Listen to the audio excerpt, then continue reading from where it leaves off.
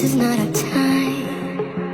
It's time to say goodbye until we meet again. 'Cause this is not the end.